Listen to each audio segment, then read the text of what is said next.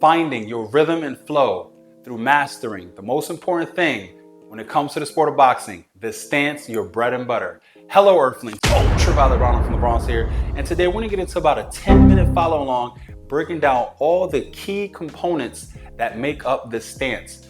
Through doing everything that I will show you in this video, you will excel to no other, because everything starts with the stance, starting off with number one, the stance itself. So if you're southpaw, that's going to be left foot right outside that right foot. Like me and most people which are conventional, it's going to be right foot right outside that left foot. Your front foot is going to be kind of facing your opponent in about a 30 to 35 degree angle.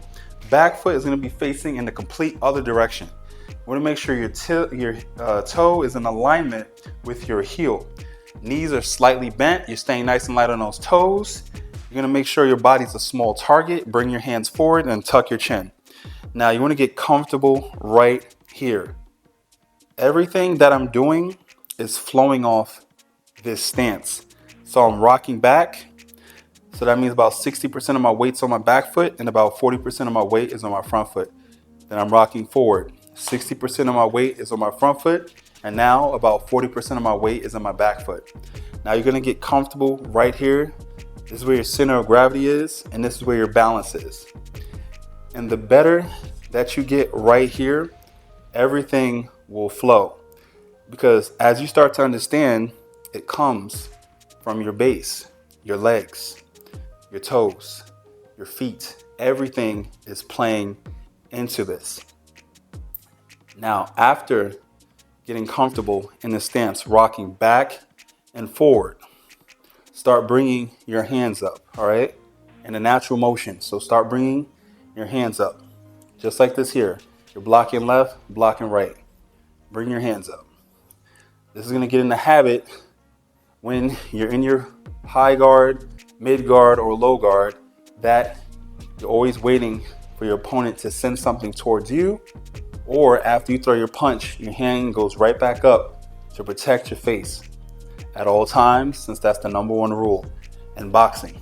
Now from here, you're gonna get into the dip, and then right back, dip, right back, dip.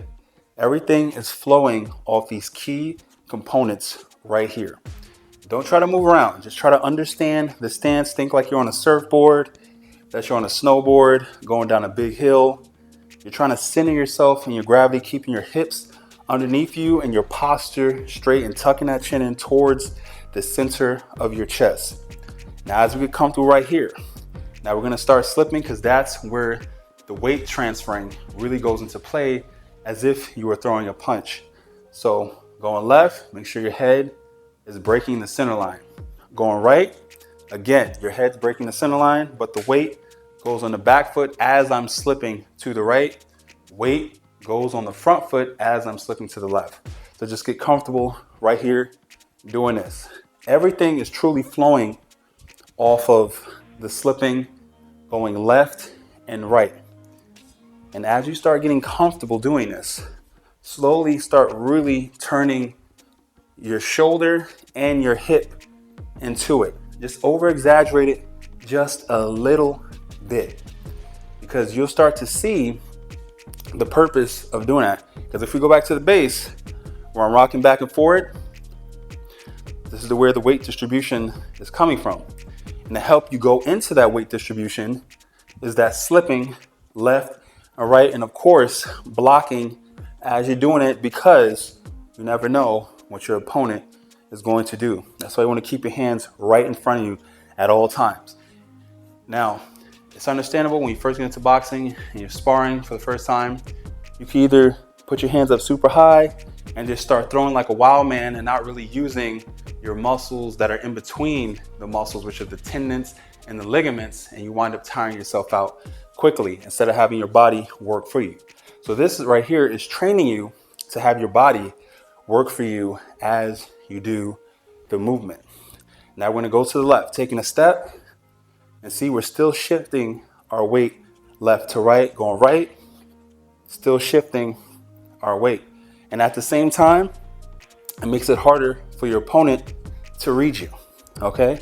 Because you're always in constant motion, and when you're in constant motion, you intend to flow. things come out a lot easier going forward. Again, you're shifting, boom, boom, you're blocking, dip, blocking, slipping. All right, you're turning those hips, you're turning those shoulders, retracting it back. All right, going to the left. You're constantly shifting, going back. Make sure those feet do not cross. Try to follow as best as you can. Take your time. Keep those elbows nice and tight to the body. All right, don't lean too far forward, don't lean too far back. Remember, 60, 40, 60, 40, 60, 40. And it works as you're slipping left to right, dipping to block the body instead of actually leaning to that side by leaving your face exposed. Now, as you get comfortable right here, going left, making sure your feet do not cross, going right, going back. You see, one thing that's always working here is that I'm flowing. All right. Now we're gonna go back to stationary because it gets a little harder to go beyond this point until you understand the body mechanics again. So we're gonna go into the punch. All right, jab. So you're just simply throwing it out. Simply throwing it out. You see, as I throw it out, my weight goes forward. Boom. All right, jab, right back. Jab, nice and light, focus on technique. You don't have to throw all your power into it. Jab. Just like that, getting comfortable with your bread and butter. You're surfing right now. You're getting on that big wave. You are not letting it get the best of you. Boom, jab. All right, now we're gonna take a step. Jab. Take a step to the right, making sure that 60-40 is in play. Boom, jab. Keeping that chin tucked in. All right, now from the jab, we're gonna go into the cross. Boom, and as you throw the cross, make sure your shoulders is facing your opponent. And you're ending off you being square, because what's happening is that you're dropping the weight to your front foot to maximize the kinetic distribution of the power stemming from that toe in the back going to the front. Okay, and you're tucking that chin and you're keeping your head out of that center line. Right back. So you can either take a step to close distance with that back foot, or you can pivot right from where it is. So here, all right, remember we're shifting 60-40, 60-40, boom. All right, boom, and just throw it out right from where it is. Don't think about your muscles engaging. Just allow your body to naturally throw that punch out. You want it to be a movement that you're not even thinking about, and your body is doing it for you. So again, you're shifting your weight, going right, boom, going forward, boom, going back, boom.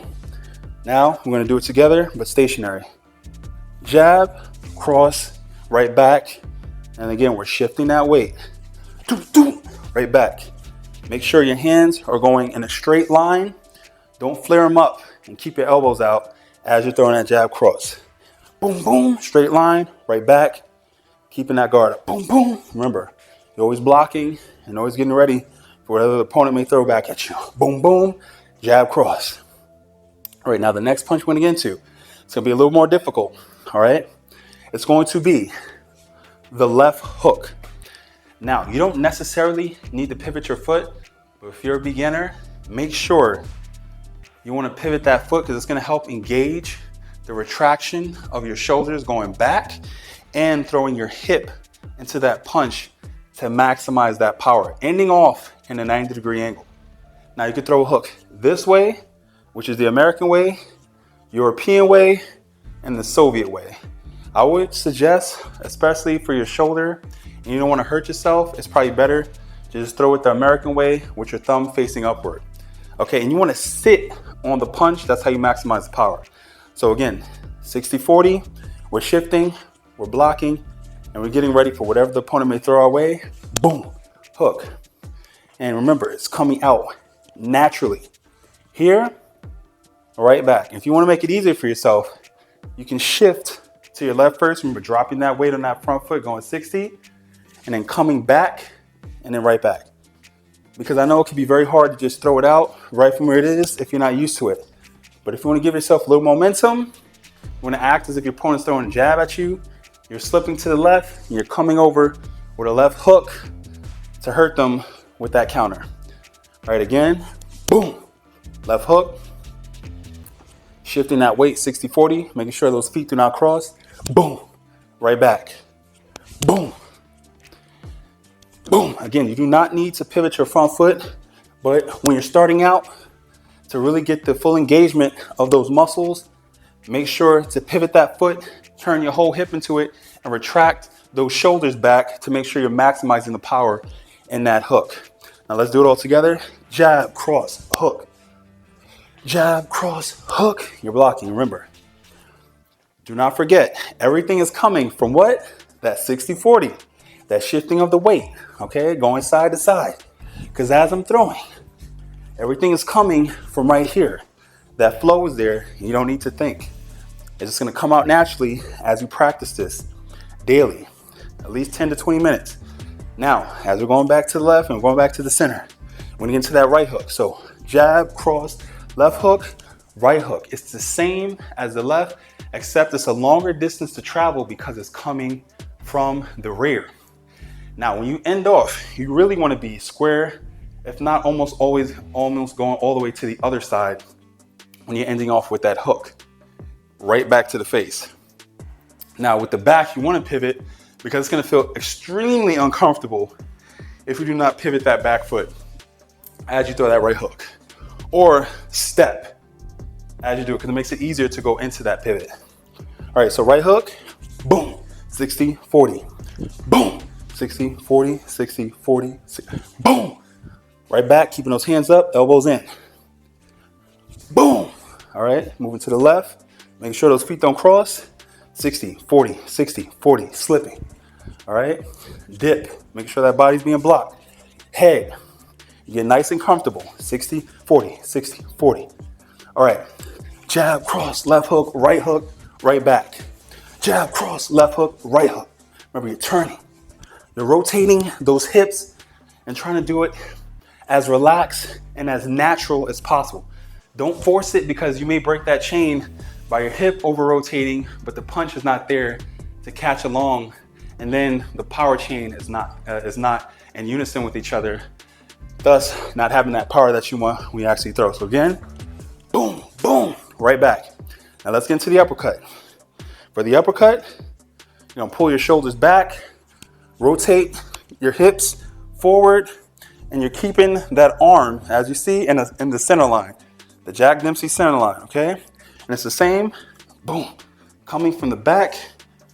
I'm rotating my hips up. My arm is right in the center of my view where I can see my opponent, right back. All right, so I'm staying nice and relaxed. Boom, boom. Remember, 60-40, boom, boom. Coming right back, boom, boom, right back. So all together, just getting comfortable moving. Do not throw all your power into it. We're focusing on technique and form, all right? We're blocking, we're moving, we're being slick. We're making sure we're doing 60-40, thinking about that in our heads to the point where we don't even think about it, and it becomes natural. It's just second nature, mushin. As we're in that movement and that rhythm and flow, it's just there. Boom, boom, boom, boom, boom, boom, right back. Center line. Everything is going in that center line. That Jack Dempsey power line is very important because if you break that chain, the power is not going to be there in your punch. Always remember, your hips are rotating, you're keeping your guard up, and you're making sure you're shifting your weight properly to maximize the power in those punches. Now, another technique where if you're countering to really get leverage in that punch is the roll. So I'm here, boom. I'm here, boom. It's like a load up, coiled spring, pop with that cross. A load up, coiled spring, boom with that left hook. A load up, coiled spring, boom with that right hook. A load up, coiled spring, right uppercut, left uppercut. All right? Because you're not forgetting the key thing, which is that 60-40. Because when you get more advanced, you understand, I slip a punch, I'm countering, by my weight being here, I'm able to shift and maximize the power. And from here, again, I'm shifting to the right and I can come back to the front. It makes it easier for me to get in and out of position or to advance quickly and to get out of danger quickly by utilizing that 60-40. That's why that chain always has to be there. All right, fighters to study that are really good with that is, in his prime, Mike Tyson. Very good with the shifting of the weight to maximize the leverage of his punches in his body. Okay, Sugar Ray Leonard, Tommy Hearns, Roberto Duran, Hector Camacho, Julio Cesar Chavez, Floyd Mayweather, Miguel Cotto, Manny Pacquiao. The list goes on and on. I can name a lot of fighters. But try to study the elite fighters and see how they're able to maximize their power as they're punching. So keep in mind, your bread and butter is the boxing stance. Do not go away from the stance. Get comfortable shifting your weight 60-40, 60-40. Making your body a small target. You're keeping those elbows in and you're keeping your eyes on the opponent and trying not to flinch if they were to throw at you. And after you punch, you're always there to block or to get out the way or catch and shoot. Because if you do not, then you leave yourself more susceptible to getting hurt or potentially knocked out. So you always want to be defensively sound as you're throwing those punches, making sure that kinetic chain isn't broken and you're being as loose and allowing that looseness to create that power.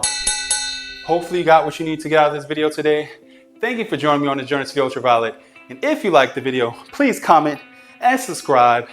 And if you want to catch more videos like this one, check out this video right here. Do not forget, practice makes perfect. Practice as much as you can. Try to set aside at least 15 to 30 minutes in something that you love, especially if you're trying to study the sport of boxing. Watch bouts, study fighters that you like, and that will take you to another level. And always work towards becoming your greatest version.